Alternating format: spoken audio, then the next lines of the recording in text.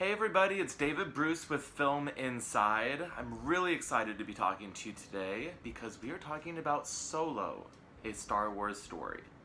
Heard of it? Yes, it is another Star Wars chapter. Ever since Disney took over the Star Wars franchise just a few years ago, we've been seeing a Star Wars movie every year. There's a continuation of the Star Wars stories, every other year, like Force Awakens and last year's The Last Jedi. And then every other year, we will have a prequel, a side story per se, like 2016's Rogue One, and now a Han Solo story. So, what do we think of Solo, a Star Wars story? Well, let's see. It is fast. It is loud. It is fun. And it is really long. It is so much longer than it needed to be. Especially for a prequel with little plot. It's like, we kind of know how this movie's gonna end, right? But we also don't know how Solo will meet Chewbacca. We don't know how Solo meets Lando Carlissian. It's not to say that there aren't a lot of twists and turns and surprises in the plot, but still, Disney and Lucas love an epic. Boy, oh boy, do they love an epic. As of now, we should be used to seeing a Star Wars movie being over 2 hours. Always. And Solo lands at 2 hours and 15 minutes. Okay, so let's get to the story of Solo. The film starts off a bit slow and shaky. We find Solo living it up on the planet of Corellia, I believe. I hope I'm saying that right. Corellia. He's in love with fellow thief Kira, played by Game of Thrones icon Emilia Clarke. She's totally transformed in this role. You will not recognize her from Game of Thrones. She's excellent, too. So Solo and Kira plot a way to escape the planet to seek freedom.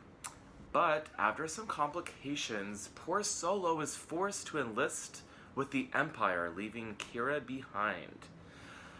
We now randomly jump 3 years later, and Solo is a recruit slumming around on a mudbound planet, and it is there that he first meets Chewbacca. And let's just say that their first encounter is... well, you're just gonna have to see for yourself. I cannot spoil it. Think. You want to make that move. You want to make that move. You made that move, okay.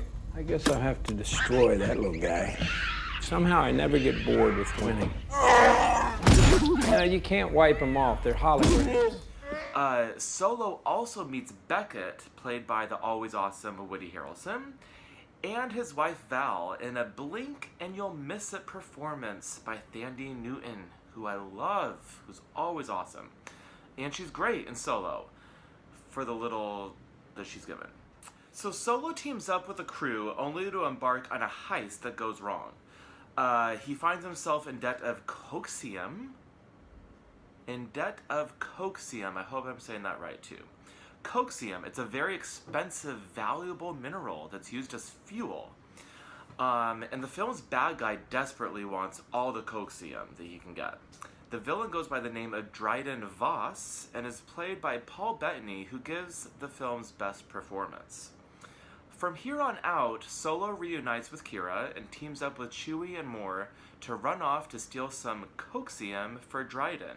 Now, just when the film starts to lose a little bit of steam, and that running time starts to kick in, Donald Glover from TV's Atlanta comes in, playing Lando Carlissian, and steals the scene. But don't ever trust him in a game of poker.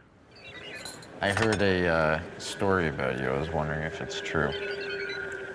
Everything you've heard about me is true.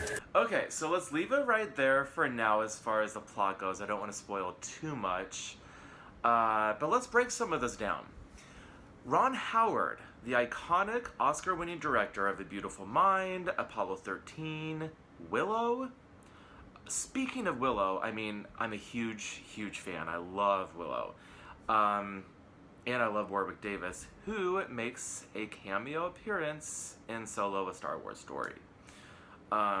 I mean, Warwick Davis should really just be working more than he does. And I can't tell you how excited I was to see him on screen, even if it was just for a few seconds. So, I have to say, on Ron Howard's direction, I love the look of this movie. The look of the movie is awesome. It's a throwback to the original Star Wars series of the 70s and early 80s, but it's also super modern with the effects. The action sequences are top-notch and really embody that feeling of being a kid watching Star Wars for the first time. Now it's Star Wars. It is Star Wars, so like even the biggest fans know, even the hardcore fans know what to expect from Star Wars. There's that famous story of the very first film, A New Hope, filmed in 1977, where Mark Hamill on set stopped everybody and said, wait, our hair should be wet in this scene. We literally were just in the trash compactor before this. And Harrison Ford looked at him and said, it's not that kind of movie, kid. It's not that kind of movie, because why do we go see Star Wars? We see Star Wars for an escape. We see Star Wars to have fun, to get lost in a galaxy far, far away. It is that kind of a movie. Which brings me to the next point of discussion when it comes to Solo, and that is the acting. So, who is Han Solo? Who is Han Solo to you? Han Solo is funny. He's a badass. He's sexy. He's charming. He is cool. He is a Harrison Ford. And now we get to one of the film's flaws, which is Alden Ehrenreich. I hope I'm saying that right. Ehrenreich. Alden Ehrenreich. Okay, look, I do not want to badmouth Alden Ehrenreich. He's a great actor. I saw him in Blue Jasmine, Woody Allen's film. He was incredible. I saw him in Hail Caesar by the Coen brothers. He's a great actor. And look, who hasn't given a bad performance in a Star Wars movie? He's not the first nor the last.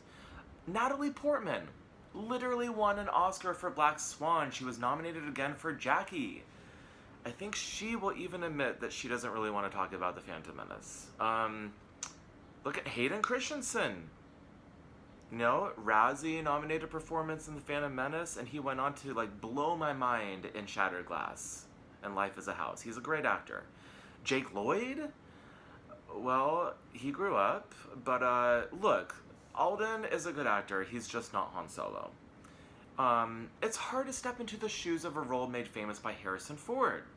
I mean, of course, but really, when stacked up against the rest of the talented cast, Solo gets lost.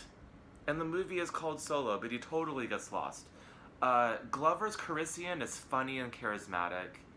Harrelson's awkward and quirky Becca is a hoot. Emilia Clarke's Kira is cool and icy. She's fantastic. And of course there's Chewbacca, who literally chews up the scenery. And then there's Alden Ehrenreich. In a movie that's 2 hours and 15 minutes, it seems like every other character shines, and Solo is just one note. Maybe he took the role literally. Solo, one, who knows? But hey, listen.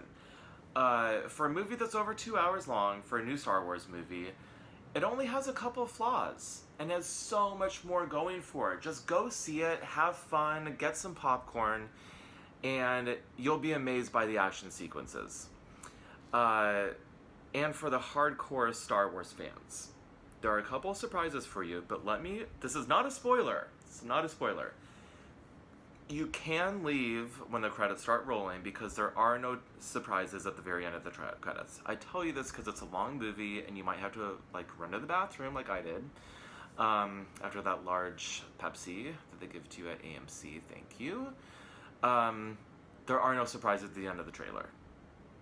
But go see the movie. It is a lot of fun. Once again, my name is David Bruce from Film Inside. Please, I really want to know your thoughts on Solo, A Star Wars Story. What did you like about it? What didn't you like about it? How many times are you going to see it? How many times are you not going to see it?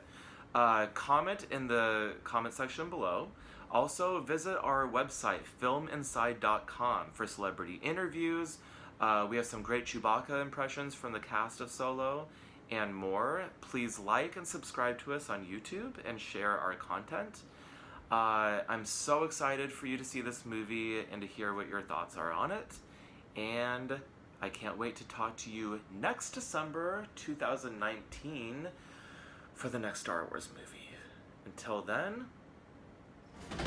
Chewie, get in. I'll help Lando.